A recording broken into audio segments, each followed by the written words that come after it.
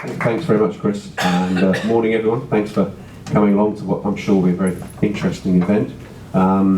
If you don't know me, I know that a lot of people here who don't come to our events or haven't been to our events probably don't even know we exist until now. My name is Philip Wood. I'm President of the British New Zealand Business Association, so welcome to our event.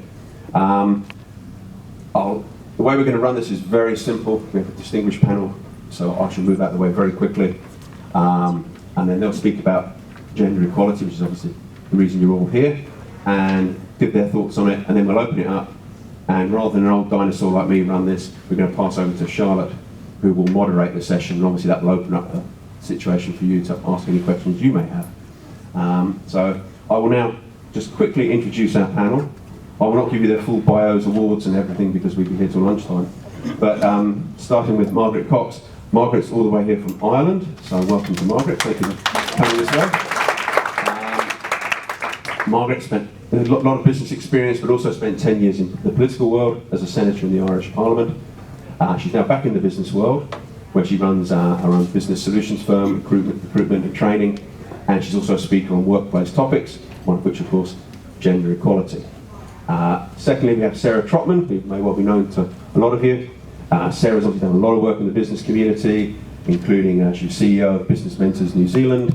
She was Director of Business Relations at AUT. She was President of the Women on Campus at AUT. And in 2017, she was appointed Order of the New Zealand Order of Merit. So, congrats for all her work with charity and business. Being a real stirrer. That's the real story. But most recently, her success is that she was elected to the local board, Waitemata local board of Auckland Council. Then we have another Sarah, Sarah Lang. Sarah's with Infrastructure New Zealand, where she's done a huge amount of work around gender diversity and racial diversity. She set up the Women in Infrastructure Network 2016, I believe, has over 1,000 members now all over the country, and because of that, or partly due to that, in 2018 she won the Women of Influence Diversity Award, and last year she was a nominee of 2019 for New Zealander of the Year. Now, spoiler alert, she didn't win. But she deserved it. Last but not least, we have Charlotte Lockhart. Numerous business roles in New Zealand and overseas, but she's now spent her time together with her partner Andrew Barnes, travelling 99% of the time, it seems like, around the world, as CEO of the 4-Day Week Foundation, promoting the benefits of 4-Day Week to businesses and employees. She's also an advisory member of the Wellbeing Research Centre in Oxford University, and her most important role, as far as I'm concerned, is she's a board member of the BNZBA. Now, as I say, I'm going to get out of the way. The panellists are going to say for a short while about gender equality, some of their concerns, how it's arisen, why we're even here today. And then Charlotte will take over moderating. So I'll pass over to Margaret. So ladies and gentlemen, can I first say, it's absolutely amazing to be here. If you look out the window and see the beautiful scenery, and then you look in here and you see all the beautiful women. I mean,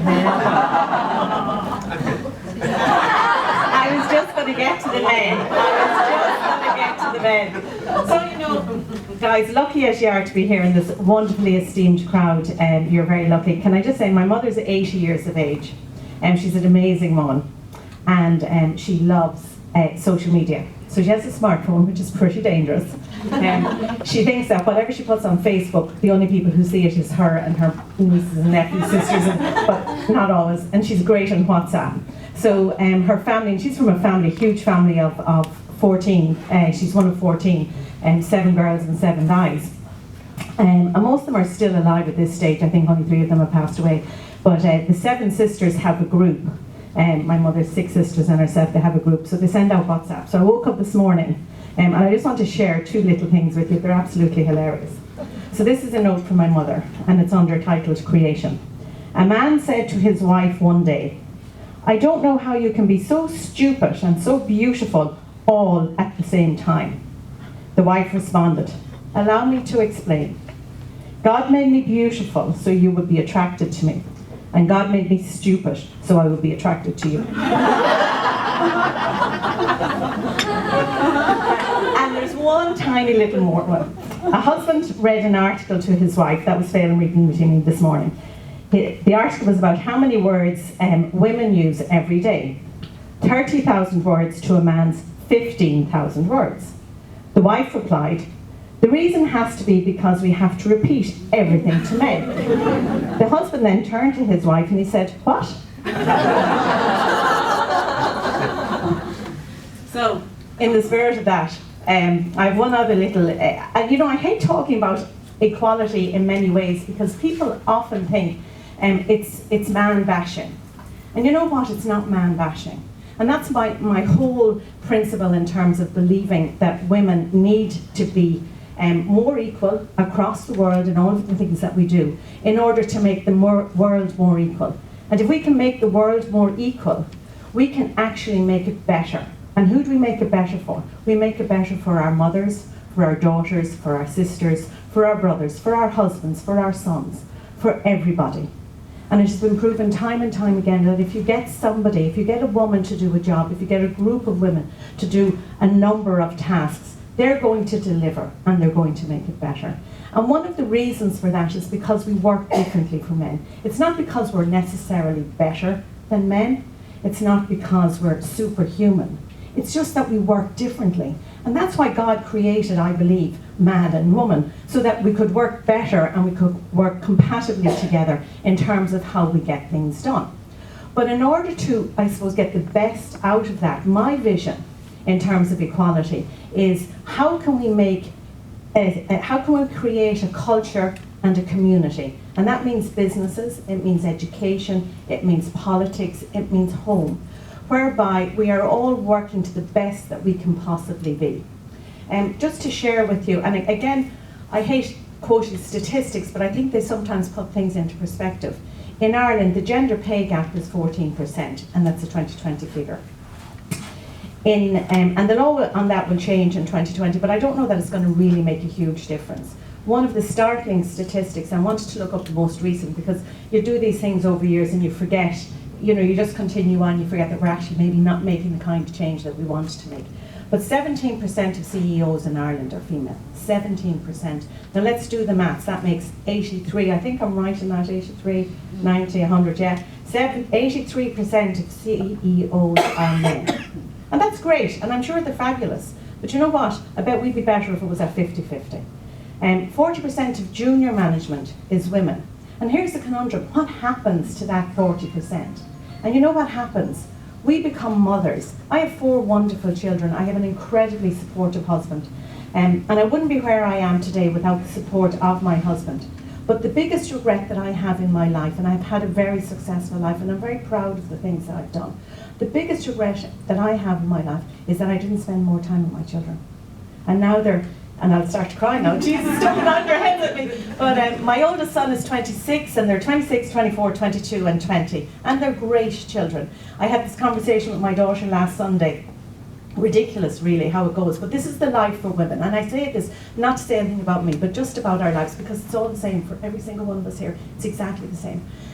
I came back in from the United States at 1 o'clock. My husband was an absolute sweetheart. He drove to Dublin, 2.5 hours up, collected me off the plane, drove me back down again. And I said, I have a couple of things I need to do.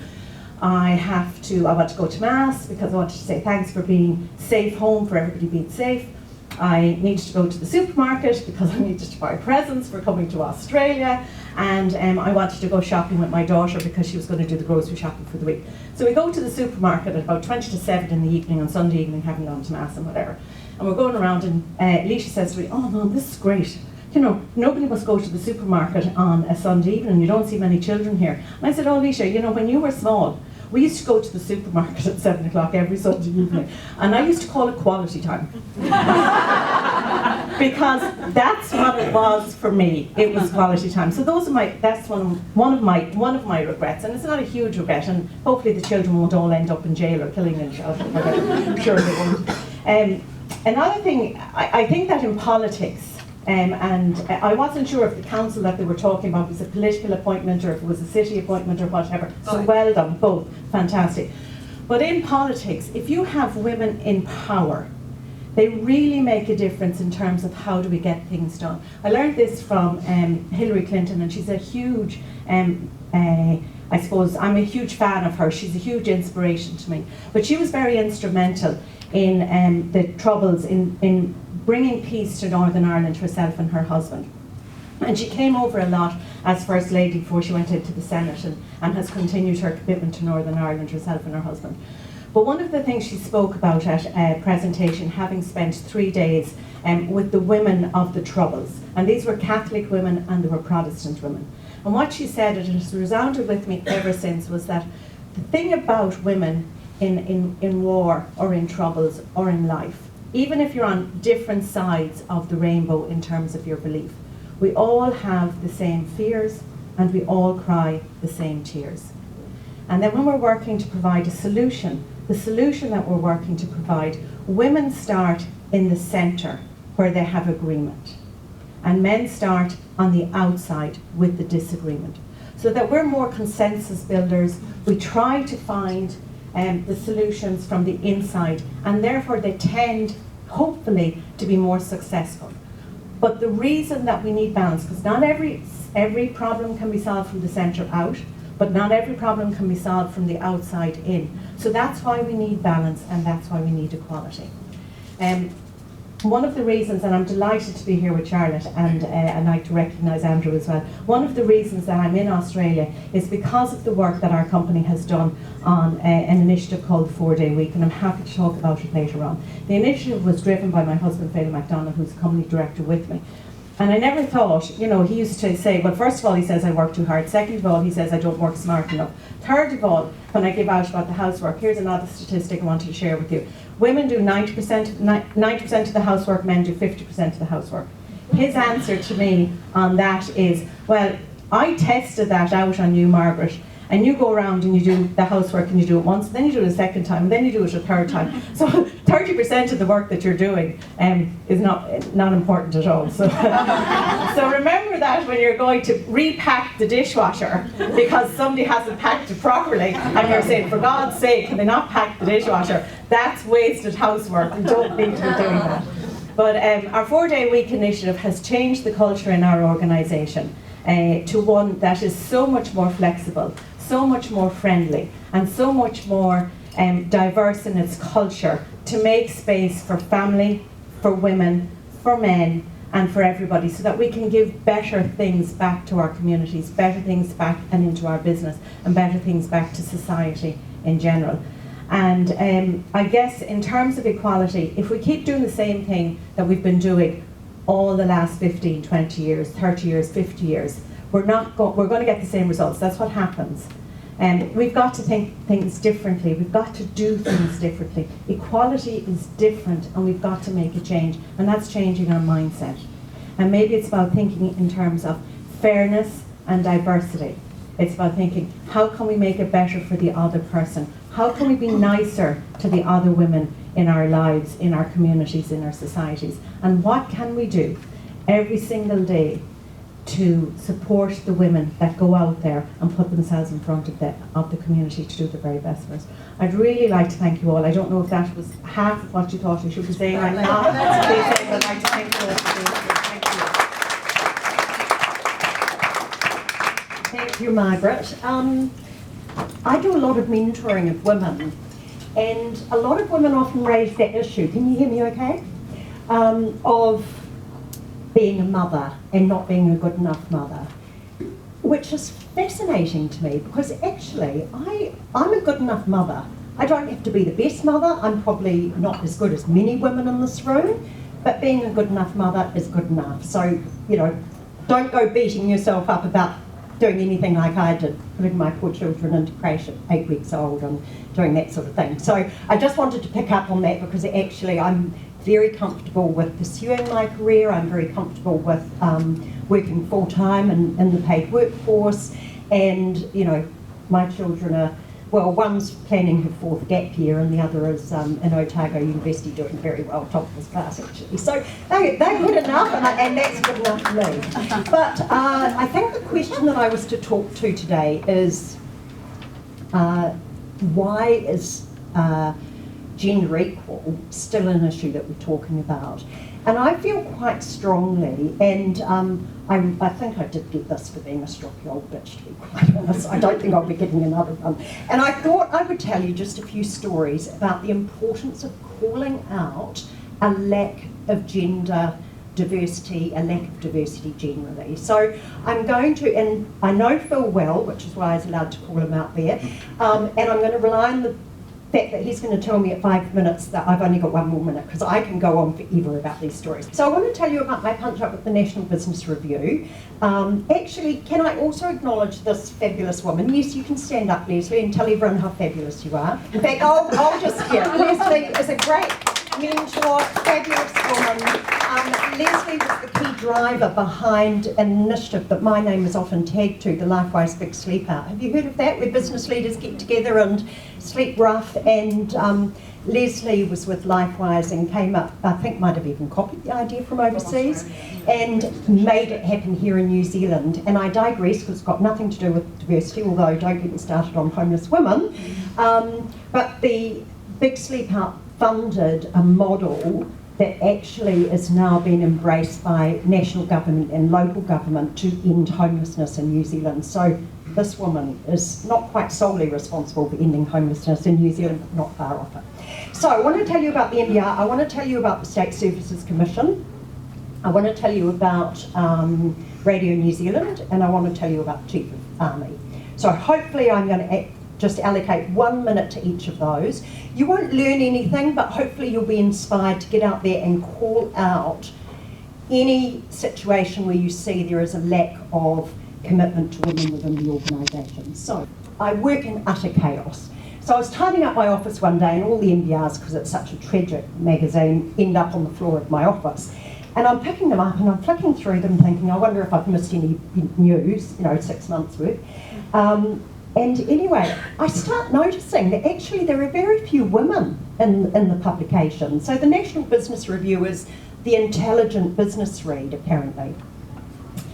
And I thought, hang on a minute, look, there's a story about a woman. Oh, it's a story about an ex-wife taking her rich lister to court. Or it's a story about a woman who's been done for fraud. There were very few stories about women, and when they were very negative. And I thought, gee, this is terrible, and I'm flicking through the magazines. So I did a wee tally up on the back of an envelope, and I rang their sales guy and I said to him, you know that $50,000 a year that I spend with you, I'm trying to reach all business leaders, and it seems to me that I'm reaching old white guys. And to the men in the room, trust me, I've had more men than I've cooked hot dinners. I absolutely love you all, but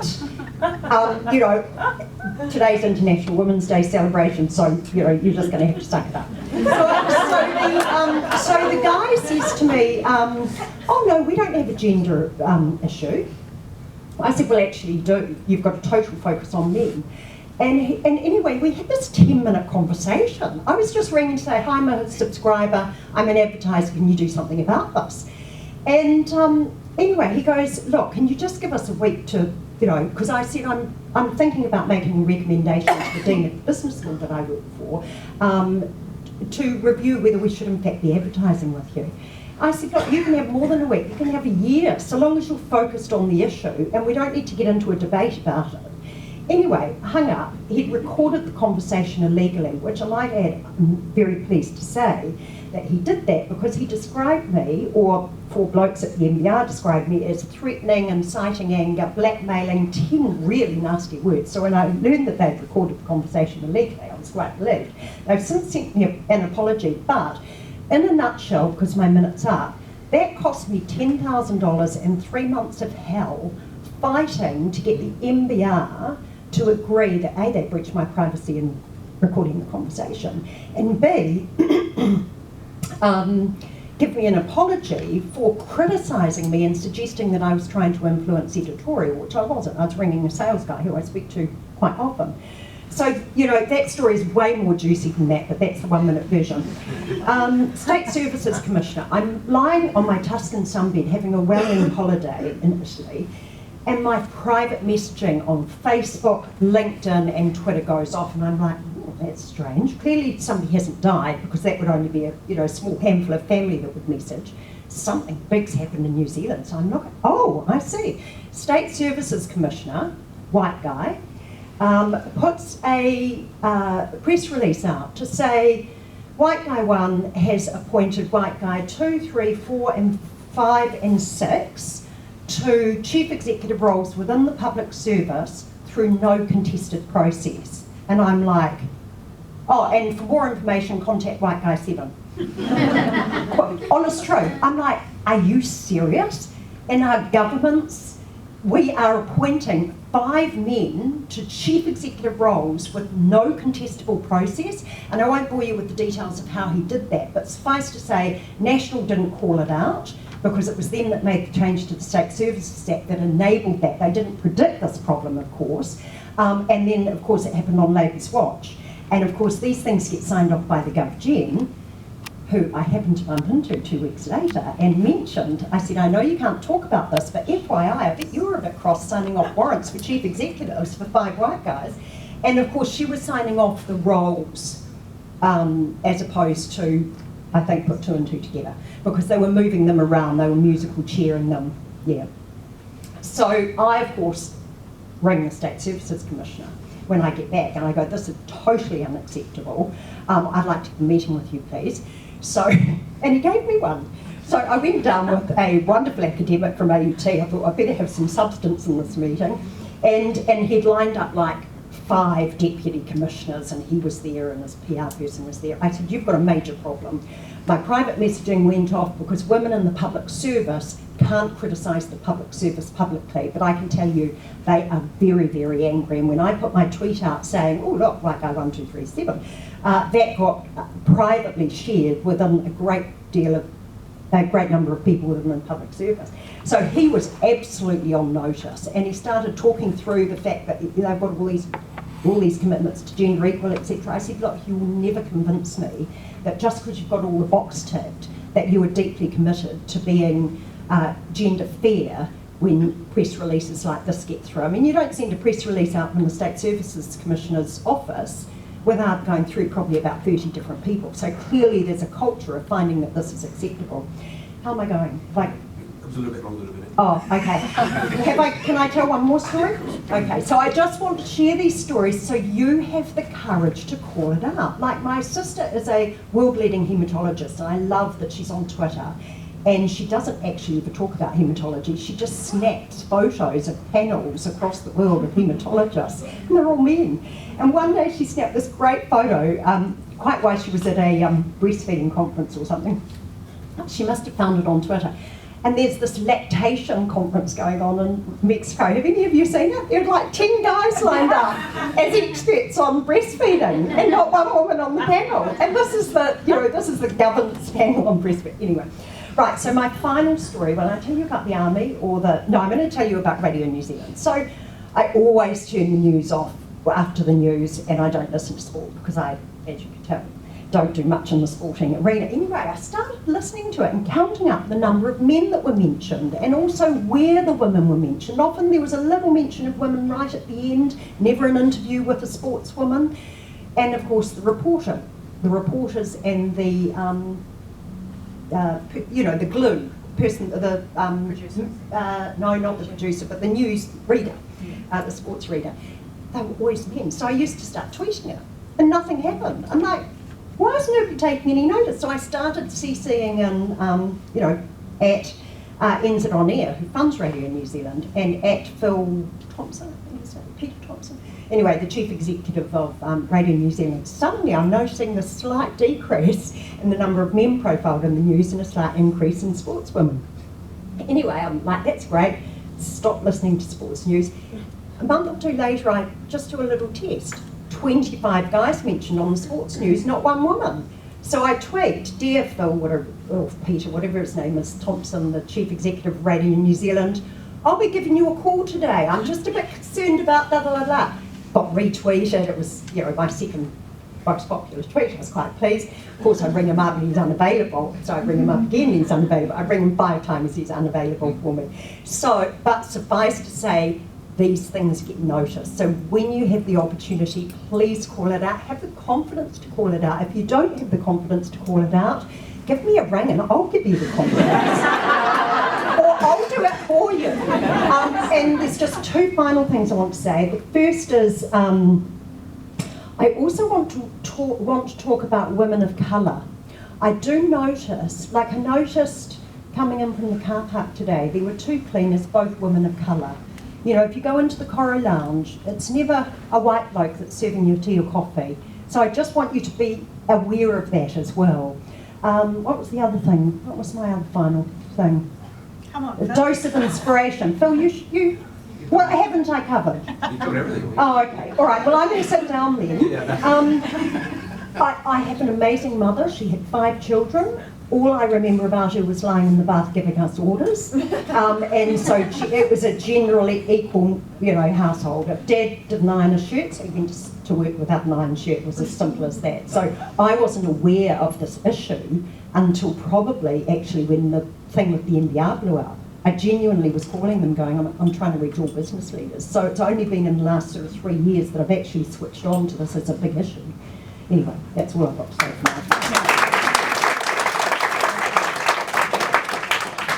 Good morning, everybody. It's a privilege to be here. Somebody who I don't think it would be a privilege to be here is my grandmother, was my grandmother. I think she would be rolling in her grave if she saw us having this conversation today. Why are we still talking about gender equality when women got the vote over 100 years ago? Why are we creeping along at a snail pace still today? Fantastic to have these leaders in the room. Fantastic to have you here. But my very most favourite people in the room today are the men. Because this is not a women's issue. This is a business issue. And at the moment, the leaders of our society are predominantly male. So the power base and the structure and the prestige still rest with the males of society. So those gentlemen who are here today, I hope you've got really big shoulders because we really need you. We're preaching to the choir here today. I have spent the last 3 years setting up the WIN network, the Women's Infrastructure Network. 4 years ago, I went to a conference in Canada. And this was an infrastructure conference. I pretty much know everybody in infrastructure in New Zealand. And at that time, 4 years ago, there were about 5 women, or so I thought. At this conference in Canada was quite different. There were about 30% women. There were women CEOs of large international infrastructure companies that looked really different. While I was there, I had a chat to one of the women and I said, why is it so different? She said, come along to our WIN breakfast. I said, what the heck's a WIN breakfast? She said, come along. So I went along to this network, a network of women in the infrastructure sector, women in law, women in banking, women in architecture, women in construction. And they said, don't you have a WIN network in New Zealand? And I said, no, but we could. So fast forward 3 years later, we now have a network.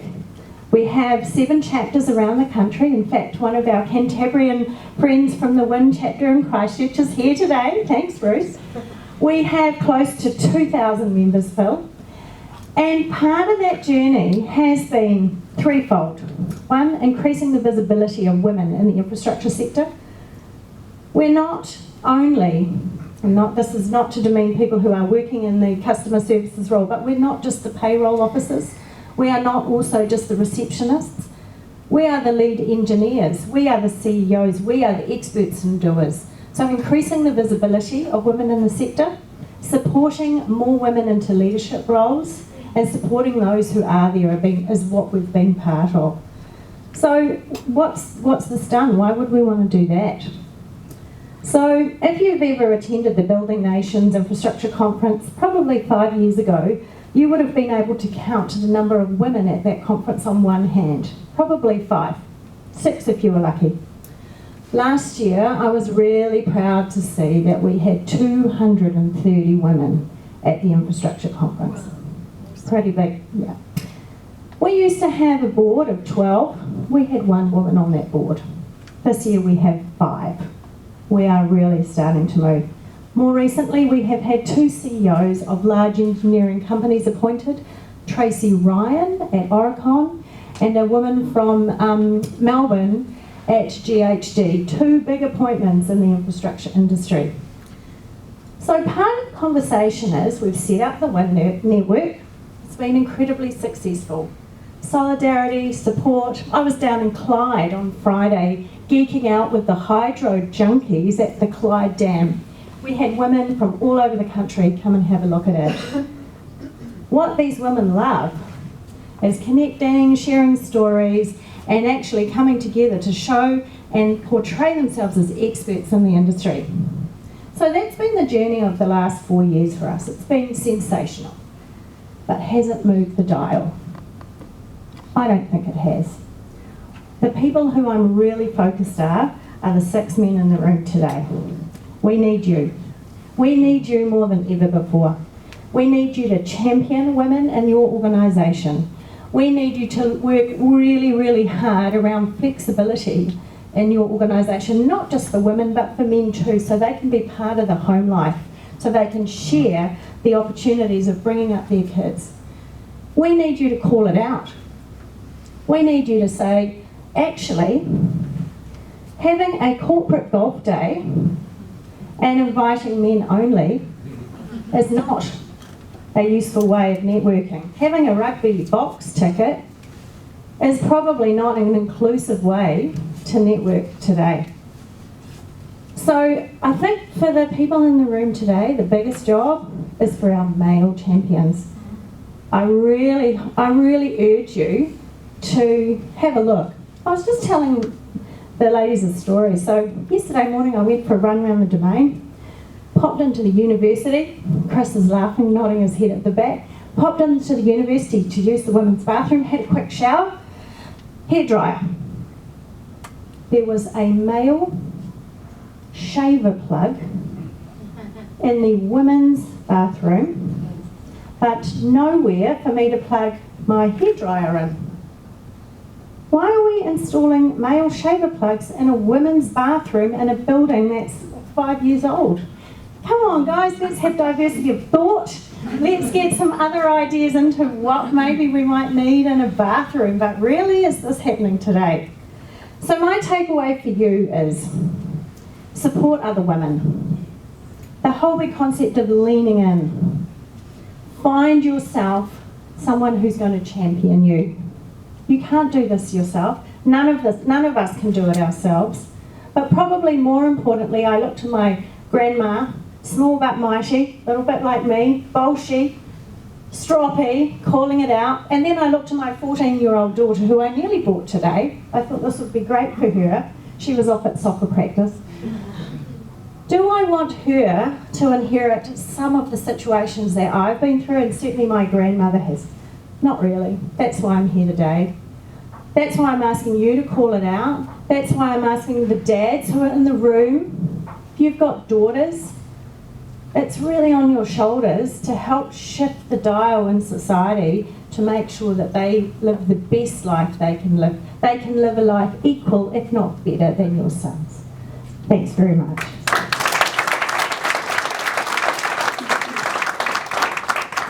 Wow, hard act to follow.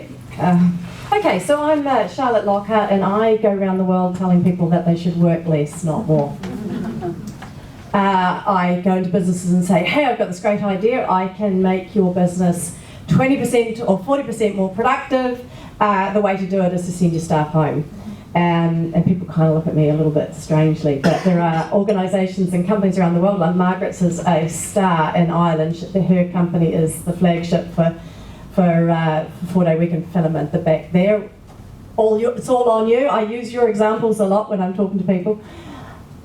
So the interesting thing about working less is, why is it important for a gender balance question? As we started down this journey, and I had people connect into me, send me emails, LinkedIn, Facebook. Oh, I only work 4 days, mostly all women. And that's great, and it's like, oh good, excellent. Are you being paid for 5? Oh no, I negotiated that. And I'm like, why did you do that? Because we all know that women, when we return to the workforce and we work our 4 days, we give our employers 100%.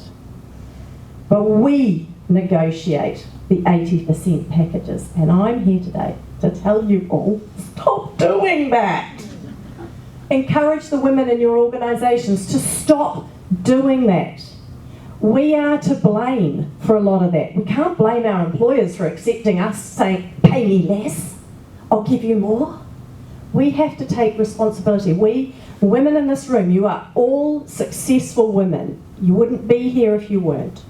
You've all achieved stuff. You've all had pay negotiations. Sorry, I'm lecturing, aren't I? I just feel really passionate about this. If our level of women do not negotiate properly, how are the women who are sweeping the floors, serving us in the Corrie Lounge, ever going to have the mana and the ability to say, pay me for what I'm worth, not for the time that it takes me to do it? So the whole 4-day week concept is realistically about being paid for a productive outcome, being paid for what you achieve. The returning mother issue is a really classic example of that. We work, we give our companies probably more than 100%. This is not, there wouldn't be a single woman or person, men, I've got men nodding as well. We all know that we do this. And so actually we have to start thinking about what are those pay negotiations going to be looking like. So if you've got people that you know that are doing this, and we know women are also dreadful about negotiating our pay. One of my team was telling me that he has actually his ex-wife, and she got this new job and she was pretty excited about it, and she was showing him the contract, and she said, I think they've got the pay thing wrong. And he went, you're right, they should be paying you more. She went, oh, I meant the other thing. And he said, no, go back and tell them that it's, he says, just tell them, you're nearly there, you're just not quite right. So she sent it back and they paid her. She was, another couple of thousand might be nice. They paid her $8,000 more on the contract, merely because she said, you're nearly there, but you're just not quite right. And so it's these sort of conversations that we as women need to start having with our employers to make sure we are being paid for the value that we achieve. And then we start to close the gender pay gap, because we're not talking about time, we're talking about what we do. So the ideal conversation is to say to an employer, yep, that's good, that's the job. So especially if they're hiring you on an 80% role.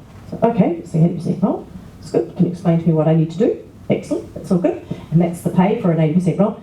What does the 100% role look like? So, tell you what the 100% role look like. Then you say, okay, well, if I deliver that, will you pay me that? Now, don't work for an employer that says no. Right? You're giving them a productive outcome, they should pay you for that. And so that's really the thing we need to be having this conversation about. The other thing about the 4-day week is we're normalising the focus on being paid for a productive outcome, not for time, and we're saying to everyone in our organisation, so everyone in Perpetual Guardian, everyone in the ICE group, everyone in these things is, you go home when your job is done, whether you are male or whether you're female.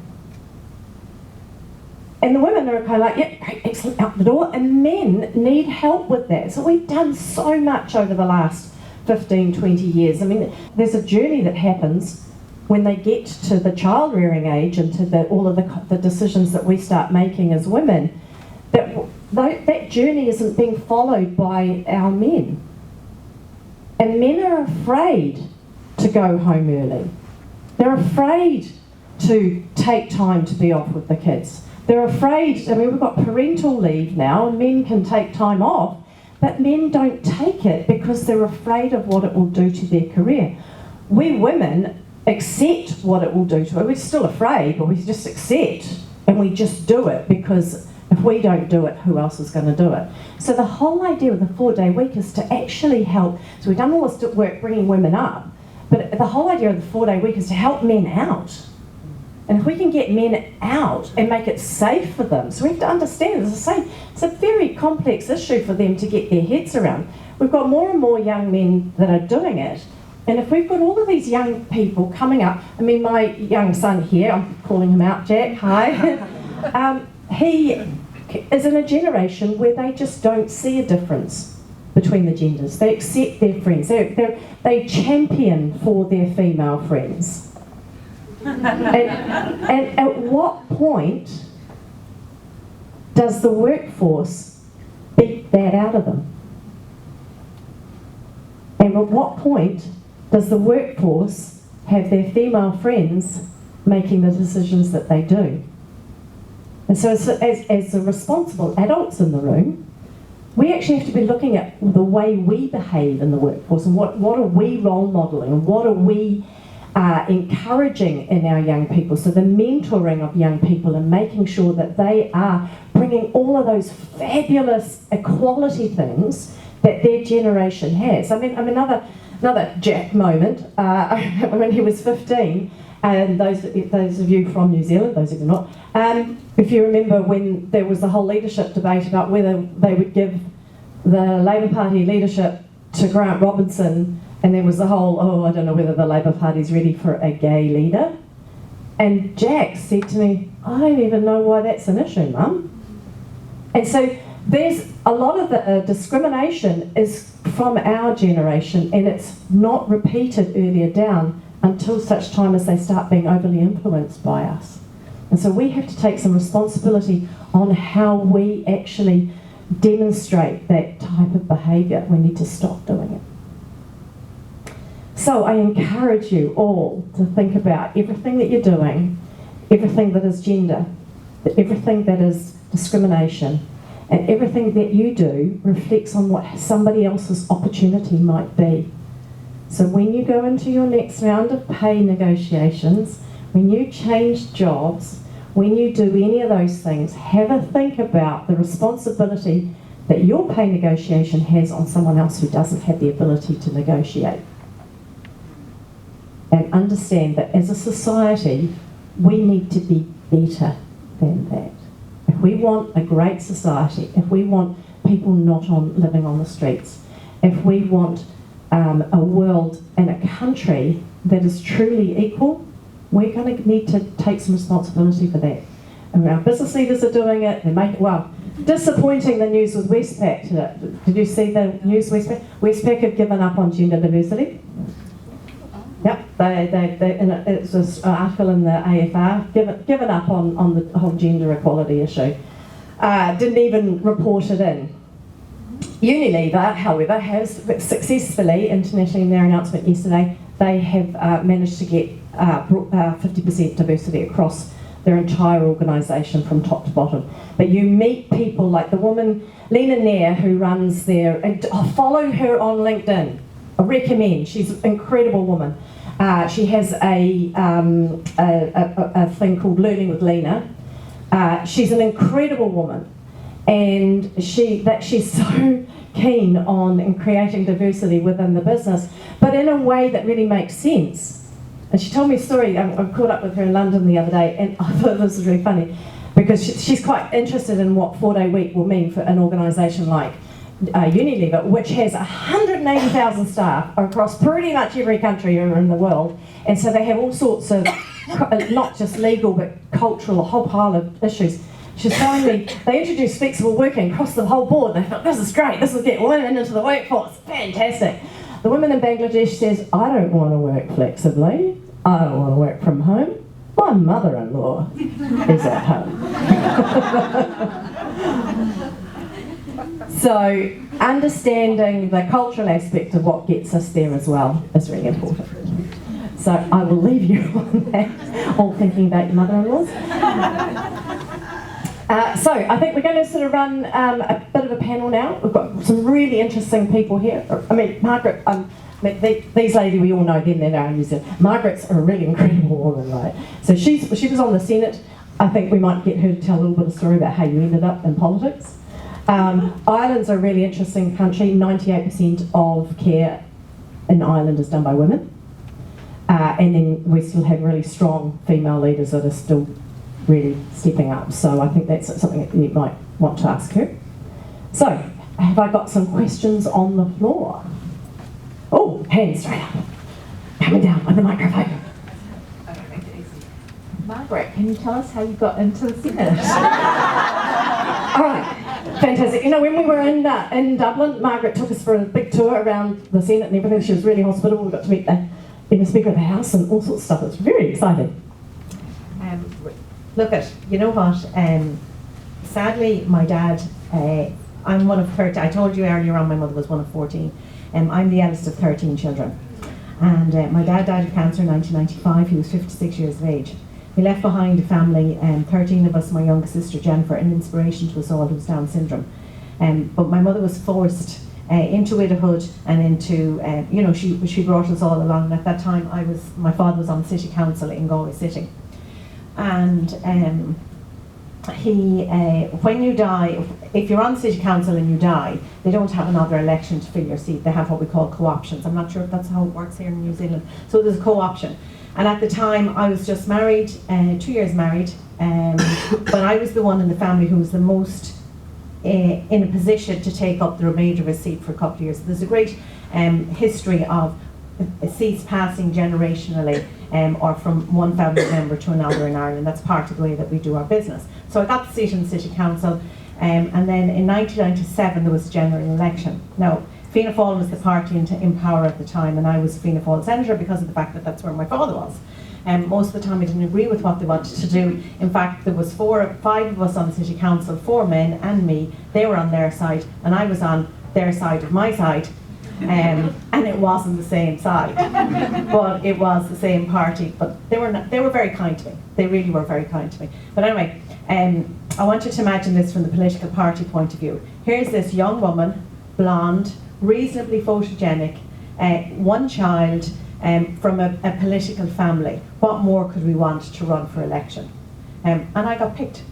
And that's the reason. I mean, you know, we might think about, oh, I had so much to give, I was so smart. No. I looked nice on the back of a bus with a photograph. I had 1 child. I had a business background, and I had a political affiliation to the party, so I got picked. Anyway, I ran in the general election. I didn't get elected. And if you don't get elected in the general election, there's an opportunity for you, if you're supported by the political party, to run in the Senate election, which is the most incredibly horrendous election you could possibly go, because you're not going to the general public, you're going to the councillors of Galway of Ireland, 998 of them, some in your party, some in independents, and some of the other parties. You generally work on your own people first. I went to that group of people, the Fianna Fáil people, then I went to the independents. That stage I had travelled all of the country. I was pregnant at the time with my 2nd child. And I really did, but one of the things that I did know was I wasn't going to get votes with a belly sticking out here. It was as simple as that. I was 17 weeks pregnant, and I'm sure we all know about the pulley-on knickers. Yeah, I had tons of them. And every time I went in front of a councillor, it was like, pull in the stomach, hide this. Horrendous. I don't know why I did it. I'm so stupid. I'm annoyed at myself that I did it. That's what I did. Pull in your tummy. Let nobody know that you were pregnant. I had the shortest pregnancy after I got elected. The baby was born. You know, all of a sudden, oh my God, that girl, I saw her. I had voted for her. And now she's having a baby. I never saw that one coming. So that's how I got into the Senate. It was a sad occasion. It was very lucky. And yet I was determined. And I was determined because I had seen in the examples that I had grown up with. My dad was an incredible man. He was a salesman. I was saying this to my husband the other day. I found out something about myself recently, because I used to say, for the last 3 months he's been saying to me, I haven't time to go to New Zealand. And I kept saying, yeah. I haven't time to go to New Zealand. So got to a point a couple of weeks ago, and he said, I am not going to New Zealand. We haven't enough time. There's so much going on, blah, blah, blah, because we work in the business together. So I said nothing. And I don't know how it came about, but I went back at it again. And he says, you never? And I said, oh no, I do. I just don't hear no. He says, no, you don't hear no. So a friend of mine in California said to me, you know, the problem with you, Margaret, is you're a salesperson. You never hear no, you only hear not yet. And ladies, you know, remember that. If you hear no, don't hear no, don't listen to no. No is for wimps, you know, we're women. We're better than that. You know, it's not yet, that's what it means. I don't know if that answered your question. I spent 10 years in the Senate. It was an amazing time of my life. Somebody mentioned toilets. You were talking about the toilets. So here's a funny story. It's a privileged life. If you're in the Parliament, it's growing. Our Parliament, probably same as New Zealand, possibly the same as Australia, built on the British model. So it's very privileged, and we have a bar in the Parliament House. There's the members' bar where only the members go, and then there's the public bar where the public goes. In the members' bar, there's a toilet just outside the door. So in fairness, if you're in the bar, and you know you shouldn't be drinking, we're all drinking coffee and tea, but sometimes late on the night you might have a couple of drinks. And the men's toilet, 2 of them were outside the door. So you didn't have to go out into the public area. Where are the women's toilets? Halfway down the corridor. And I thought, this is ridiculous. So I spent 3 years trying to get the toilets unisex, in order to sort of say, actually guys, you know, we don't have to walk down the corridor to go to the toilet. And I know it's a stupid thing, but it's making the point. It's the exact same point that you're making. Why do we have a shaver thing inside in a ladies' toilet and we don't have a hairdryer? So, thank you. And of course, you know, just to really bring it down, of course, if you've had 4 children, and I've had 2, I still love them, you want the loose closer, right? And I don't, this probably never occurs to you guys, but actually you'd be surprised that 90% of the time you go somewhere and there's a toilet sign that way, the men's loos are generally much closer than the women's loos. I point that out, you can look up for it next time. Right, next question. Oh, come on, James. Okay, coming down with the microphone.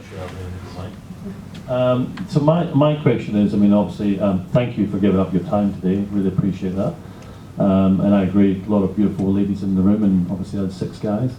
I work in the tech sector, and in the tech sector we do struggle to obviously attract younger women into our sector.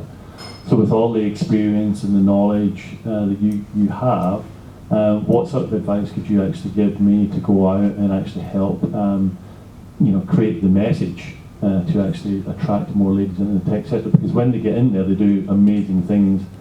So like Brooke, Kendall, so Sharesies and Banker, they're doing some amazing stuff here in New Zealand. And I want to see more of that. So what sort of message can you give me that I can actually take to the wider ecosystem? Sarah's going to answer this question. So for those of you, Sarah was with AUT, so she's got a good understanding of what happens in the education sector. So what I'd really like you to do is something that I did for one of my favourite employees, because we haven't used the words, we've used the word mentoring today, but we haven't used sponsoring. So women, and it's not my saying, I heard it recently, are over-mentored and they're under-sponsored. So I want to give you an example of what I did for Karen, one of my favourite ever employees. I said to her one day, Karen, you are one of the best people I've ever employed. I need you to leave. You're not going anywhere within there was no career path for her. And she absolutely didn't feel like I was pushing her out for any reason other than, I owe this to you. You're not going to be able to progress to reach your full potential here. Go and find something. You've got my full support. And anyway, she dithered around and lacked confidence. 6 months later, I saw this perfect job for her, and I thought, I'm not even going to give it to her. I rang the guy up. I said, you know, my Karen, you'd be so lucky to have her, but you've got to pay her $30,000 more before I even mention this job to her. He said, okay. So I went to Karen, I said, Karen, here's the job description, you're applying. I've already told so-and-so I'm going to let you go, but only if he pays you another $30,000 more. And we're going right now to Max Fashions in Kew. I'm going to buy you 2 outfits, one for your first interview, one for your first day in the job. She's like, really? And so I want you to do that for one woman. Then I want you to tell 50 people you did it, okay? Didn't really answer the question, but it's a challenge to you. And then I want you to send me a message and say I've done it. So I want you to go and identify 10 women in the tech sector. And interesting you mention those companies. they've all left great organisations to set up their own businesses. Sharesies, Banksy, all of those. What a loss to those outstanding organisations. Great gain to New Zealand, more women entrepreneurs, but those organisations didn't look after those women. So it's not just about, and now Karen's been in this role for 2 years. I'm sending her jobs and going, right, next 30,000, what do you think of this? What do you think? She's going to stay there. I just know she is. So I'm going to have to go and find her another job and bring somebody up. But I'm prepared to do that for her because she would have walked over broken glass for me and I owed it back to her. And I guess that's how the Old Boys Network works, right? It's kind of like, you talked about the state services sector and they were just shifting the chairs. That's how that works. So, and we don't need an old boys network, we don't need an old girls network, right? We just need to look after each other and be doing that. And so maybe even tapping some of the men and saying, how about we find these women? Let's go find them. And they might not work in the tech sector now, but they've got great skills. Dale. Kia ora. Sarah, I love your distinction between mentoring and sponsorship, and thank you for being quite specific about what that might look like. I guess my question is around do women who are in senior positions sometimes not recognising their own behaviour? And in my experience, it's oftentimes been women who have not been sponsoring and supporting and are not necessarily aware that they're behaving, like men or in a very traditional and orthodox way. And I'm just curious about, how you would respond to that. I think also some of the feedback I get sometimes is, young women will say, who's the worst at the organisation? My female boss. Oh, would you like me to? Oh, yeah, Sarah? Oh, yeah. Yeah, sorry. Anybody can Sorry. respond to that, but yeah. I'll just give you my 30-second version. I agree with you. Often women are not supporting other women and it just makes my blood boil when I see it. It's very upsetting. You actually won't change their behaviour. So you're better off finding somebody like, is it James? Yeah. Like a James, Yeah. and actually just ignore the women that are not supporting other women. I'll tell you what, keep your eyes open to it. Men are not active put-a-downs of women. Sorry, bad English. But I've seen it, so I've experienced it, I don't like it, and I'll tell you what, I'm the first to not go out of my way to support that person. I just want to give one other example and then I'm going to hand over the mic. So I've just stood for the National Party to take Maggie Barry's position on the North Shore. I wasn't selected. They'll select the next candidate from 5 people. I wasn't selected in the 5. And I have to say I was a bit gobsmacked. But you know what? I just went, Sarah, suck it up. We've got a window of opportunity of 2 weeks. There are 2 women that have been selected in that 5. One I don't rate, the other, I think I was better than, but I'm mentoring her, I'm supporting her, I'm championing her, I'm fundraising her. So we just need to step up and we need to demonstrate that behaviour and talk about it.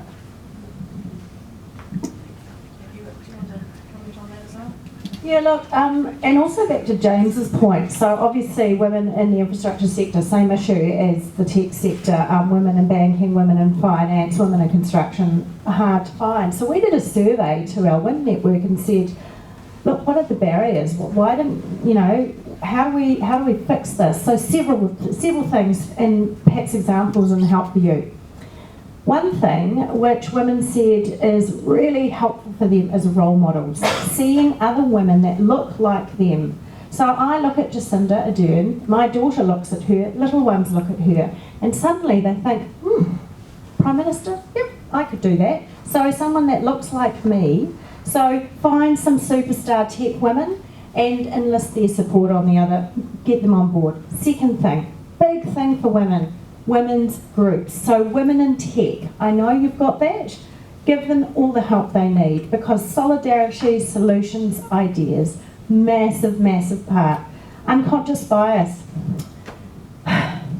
Some of your colleagues, a little bit of a point towards organisations like Diversity Works, where they have the tools, they have the resources, they have some fantastic opportunities at very reasonable costs. Some of those things that can also really help. For us too, sponsoring, mentoring, championing, So championing other people, really taking a few people under your wings and making sure they fly. Simple, easy things to do, but certainly things to look forward to. Your issue about women, yes, we can be our own worst enemies sometimes, not leaning in, but maybe what we need to do is focus on the positive. So when I look at some of the older pale male stale, I'm focusing on our new network, our emerging talent young leaders network under the age of 35. They're Jack's friends. They're up for anything, they're supportive, they're sassy, they're savvy, they're not entitled, they're certainly smarter than I ever was, they are principled, they practice and work with social enterprises, they are values-based. That is the fresh New Zealand, that is how we need to move forward, that is the future of the country, and those people are those who we need to give our time to. Thank you. So it's nearly 9 o'clock, so I'm mindful of that. I really appreciate that you guys all came today.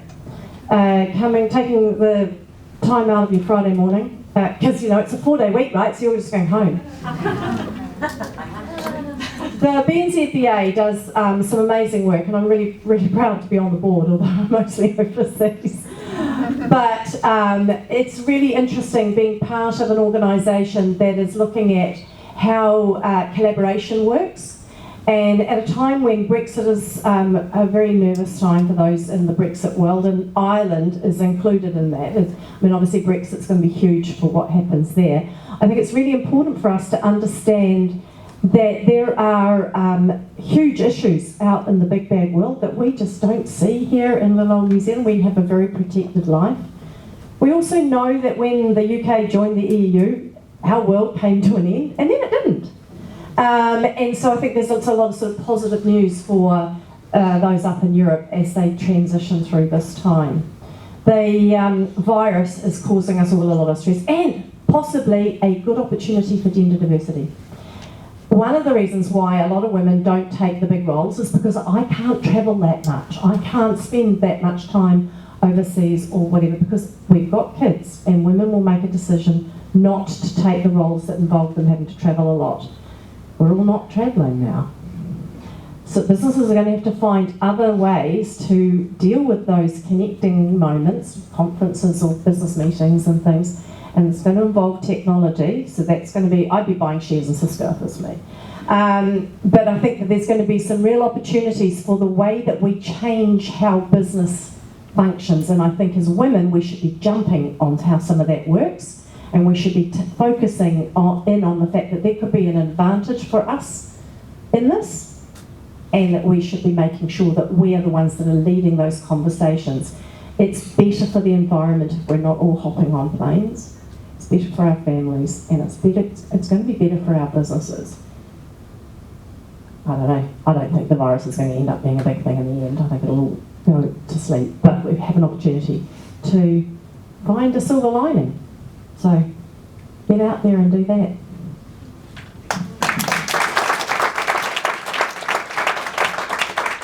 Thank you, Charlotte. And so it's my job to say thank you to everybody. Thank you in particular to the panellists, obviously Margaret from away from Ireland, but also Sarah and Charlotte. I've learned a lot. I hope you did as well. This is an interesting event. I organised the event for the BNZBA, and people would say to me, well, how's that event going? And I say, well, this event's been really good. We've been deluged with responses. We had a wait list. You know, in a space of a few hours, we filled this room. And I thought, that's really good news. Well, I'm organising the event, I'm really chuffing myself. And then I think that's pretty depressing, actually, if you think about what we're saying. You know, that gender equality is an issue that fills a room in a couple of hours. And so I kind of bit schizophrenic on this one. It was a great event, but it shouldn't have been. You know, and I guess the ideal world would be we don't hold this event again. In the ideal world, you know, people, if I say we've got an event on gender equality, we go, well, why would you do that? But in fact, we filled the room, as I say, in a couple of hours. A lot of people were disappointed they didn't come, which is one of the reasons we're filming it. Anyway, thank you to all the panel. Thank you to young Jack, who's put up with his life being put in front of everybody. He has an excellent film business. I featured in one of his recent films. He did an excellent job. He made me look good. He must be good. So I'd recommend him. Is it Random World Media? There we go, Random World Media. Give him a plug. Special thanks to Hesketh Henry, Organising the events isn't much fun, and in terms of all the logistics, it's great doing them, but just getting all the logistics done. Went to Chris, said, can we do this at your office? Came back straight away, not a problem. Thanks to Tamar for doing it. It was just brilliant, that just makes my life very easy.